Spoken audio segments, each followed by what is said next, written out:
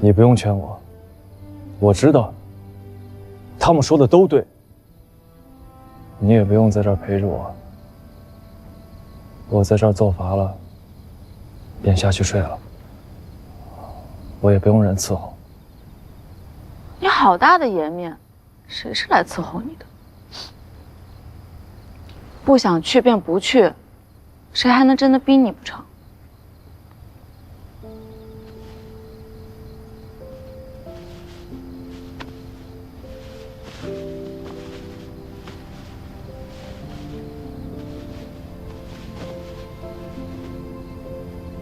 其实我心里知道，水秋公和三哥说的是对的。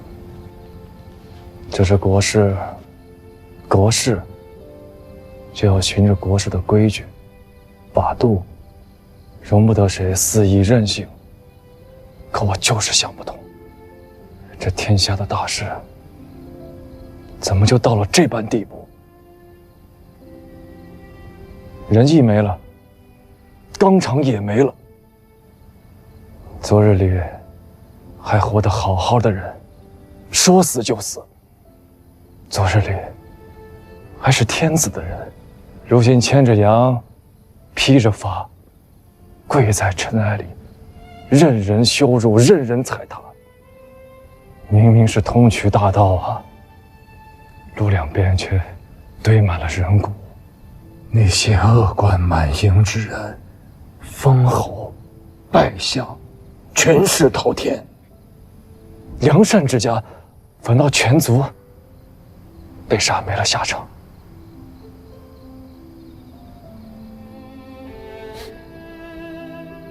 水秋公说这是国事，三哥也说这是国事，可我就是想不明白，什么样的国事能叫是非都颠倒了，善恶都翻转了？狗屁国事！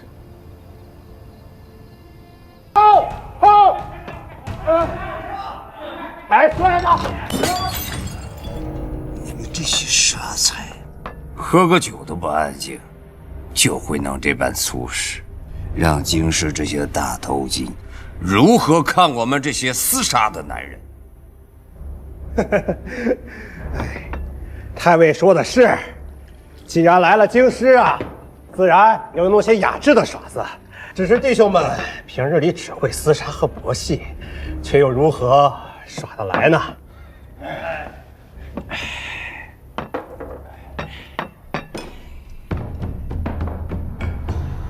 上去啊！看不见我们，上去！老子把你上去！上去！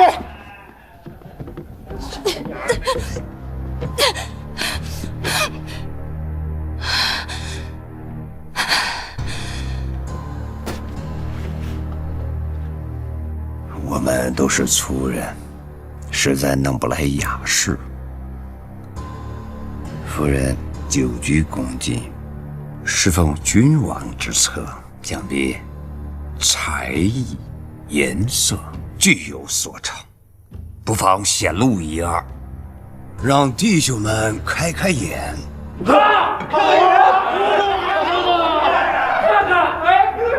太尉恕罪，妾身并无才艺，并无才艺。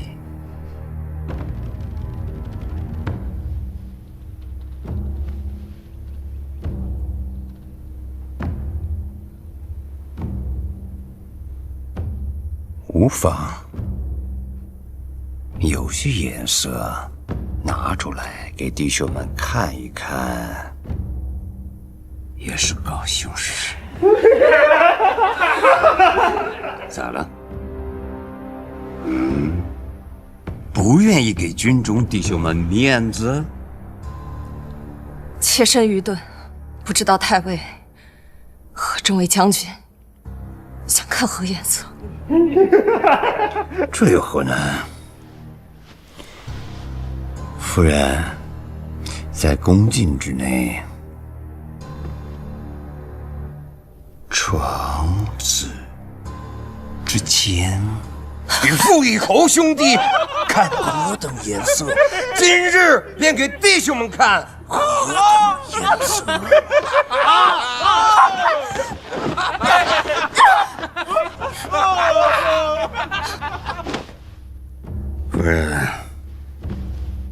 当今时是往日啊，日荣贵已然不是天子了，他是傅义侯。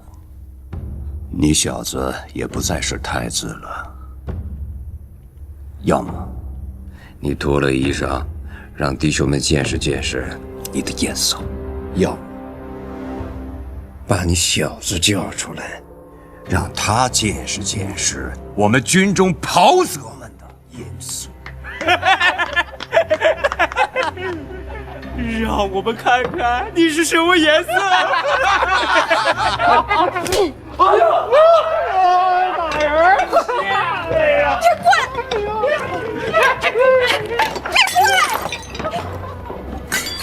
大人，别管！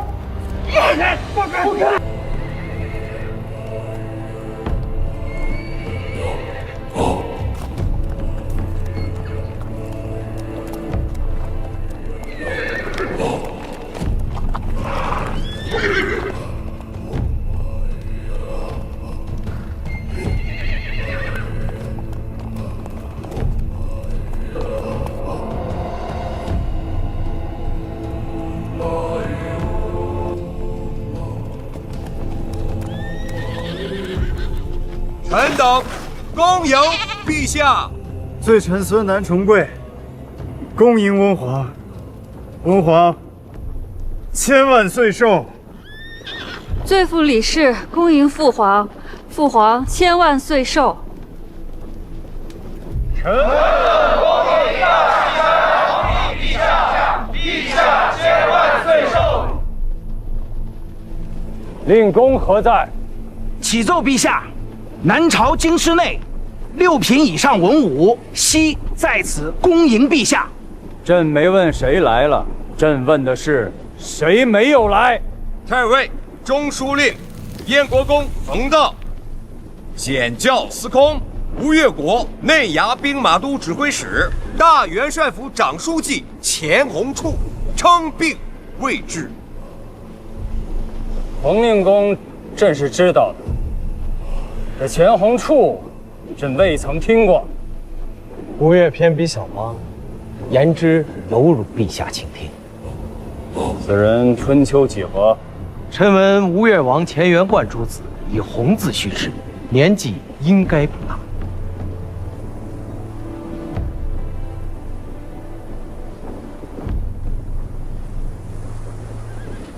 石重贵，如可知罪。孙南神思混乱，行止悖逆，罪在不赦，夫为温皇裁断。只要拿来劳金的话，未免太瘦了些吧。肉袒千阳，贤避于谶，盈于骄言，此春秋之故矣。于人君则折辱过甚，非圣学之所长。男人不耐寒，此袍与你遮风。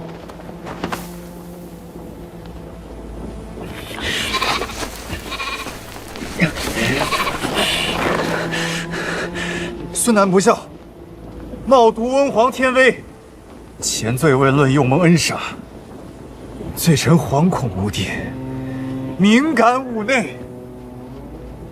朕既然封了你做傅义侯，便是赦免了你的罪责。毕竟有个祖孙的名分，你这做孙辈的不义，朕这做祖父的不能不仁。你又何必做此凄凉之态？难道以为朕是那苛酷雄猜之主吗？孙南岂敢？孙南叩谢温皇天恩。瓮城内已备好天子圣谕，恭请陛下法驾入城，正位大宁宫。蒙真，朕观汴梁东北去城10里，有水绕丘，不知是何所在。启奏陛下，水曰曲水，丘曰赤冈。物欲何在？臣在。小玉诸部落公帐皮氏，冯令公乃是有大德的圣人，怕是以为咱们这些草原上的野人粗鄙，扰了他老人家的清静。既是如此，所有人听我命令，全军不得进城。今夜驻扎赤冈。是。今日之事事关邦交，角郎，你不该任性啊！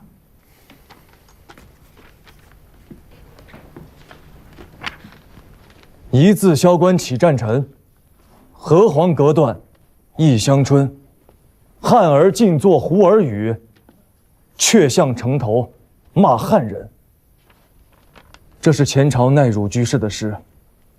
司空图一介吃完老儒，无钱无兵，尚且不肯向朱全忠低头啊。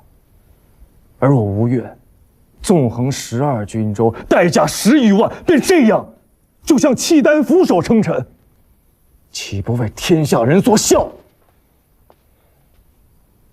你这个比喻啊，不伦不类。后唐李家尽是实事，都是沙陀人，都是胡儿，反倒是那个朱全忠，倒是一个正经的汉人。国家大势如此，礼崩乐坏已近100年，谁还在意那么一点子胡汉之分呐？那我家七里也要向契丹俯首称臣吗？吴越与契丹自先王始修共事，数十年没有改变过。别说我等要称臣，就是先王也得面北而视之。哼，又是势大，又是势大。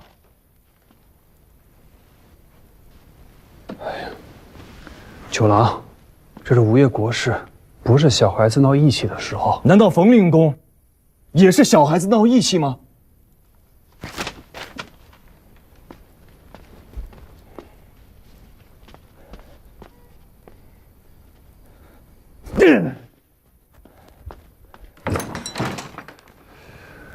这些年还是太惯着他了，这么要命的时候他却闹起脾气来了。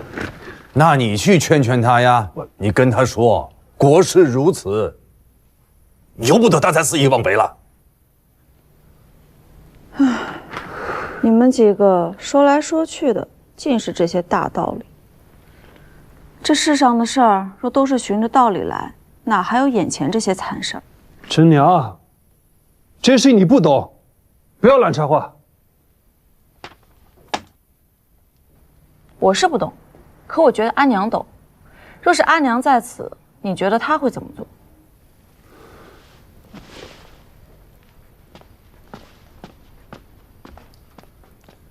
喝不喝茶？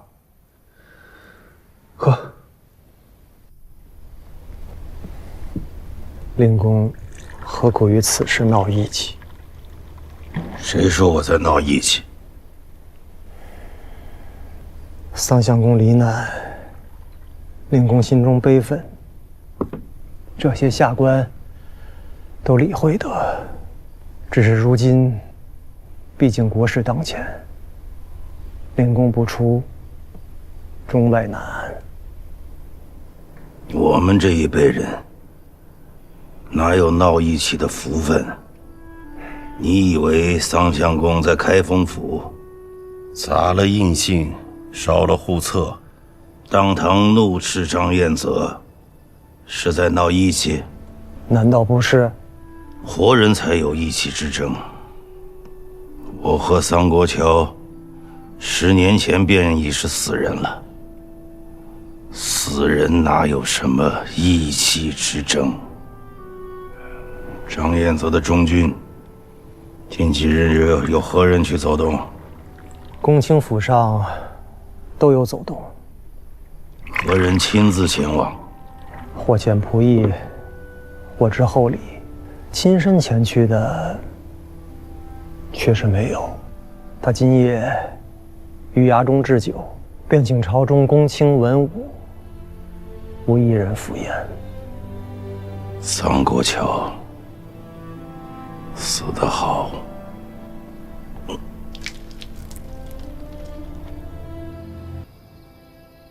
俊义桥街、西角楼大街这4个街口得派人把守，随时监视。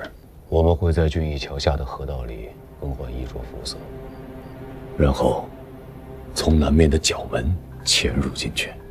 脱身的船只务必要藏好，那可是弟兄们唯一的退路，不能有半点闪失。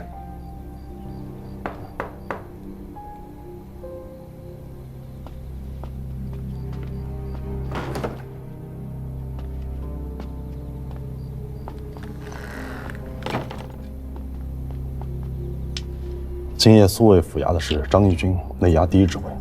副指挥使叫张苗，是张太尉的远房之子。今夜当值的便是此人。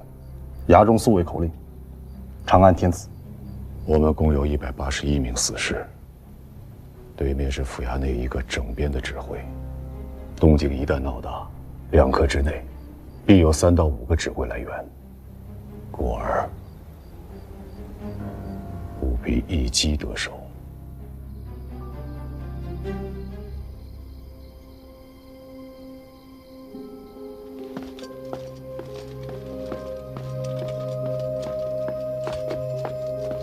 站住！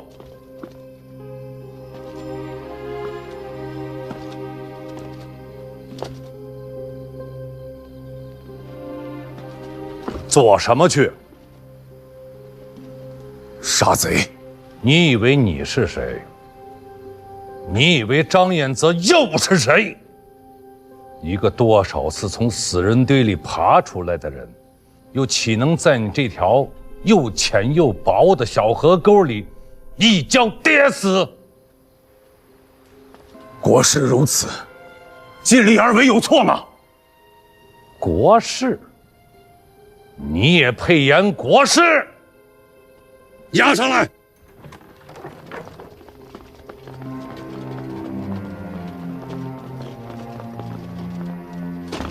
就你们10几个毛头小子，带着区区的181个人，就想着在这虎狼盘踞的京师里，在这数万甲士的护卫丛中，趁夜去取一个鸡年上将当朝太尉的首级？我看你是发烧，烧坏了脑袋！阿爹，住口！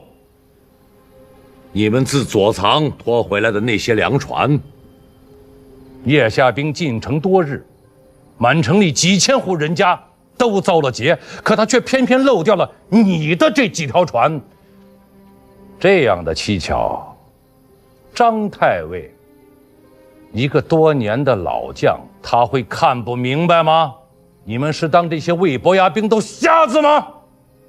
连你爹我的这一双眼睛都瞒不过去，还想去算计堂堂一方节帅？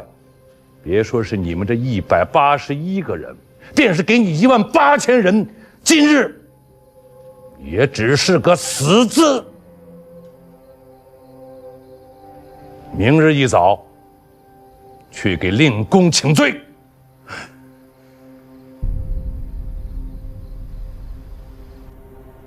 起来，起来！阮明，保住门就可以回家。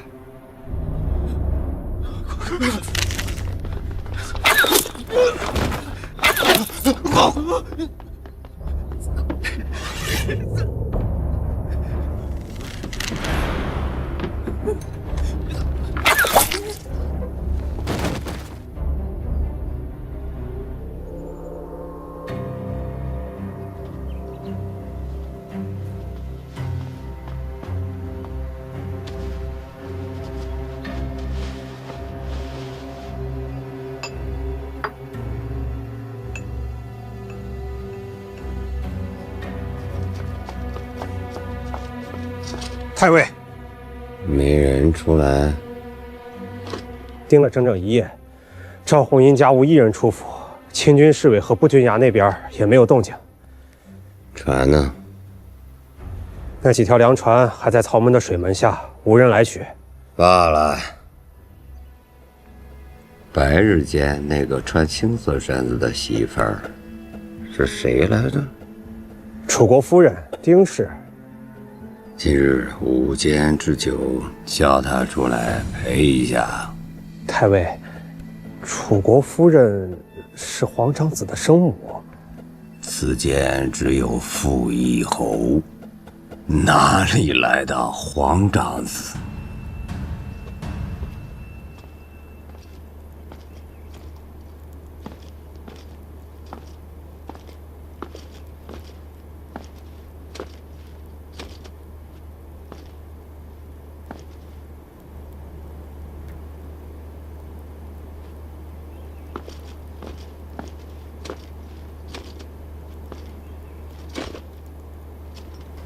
令公，回来了。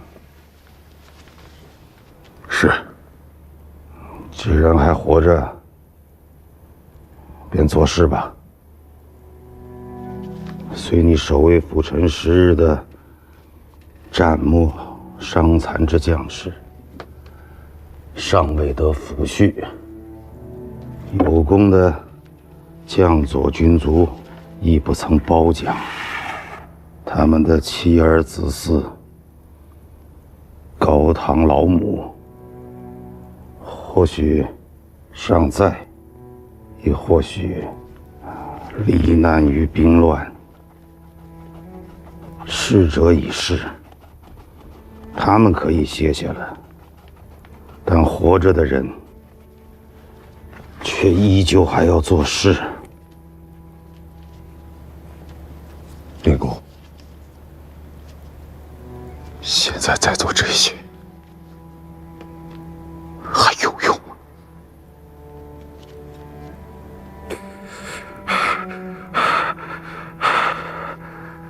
后生，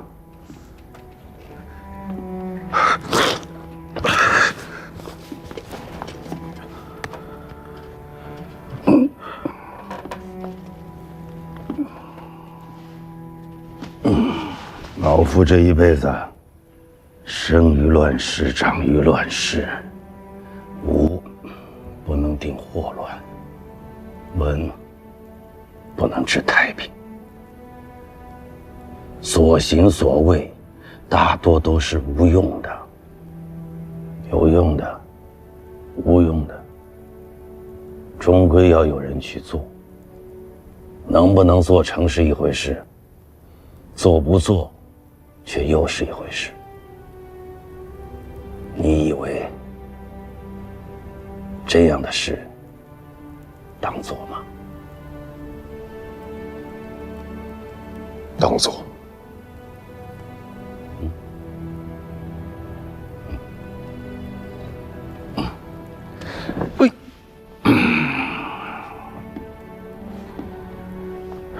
当做则做。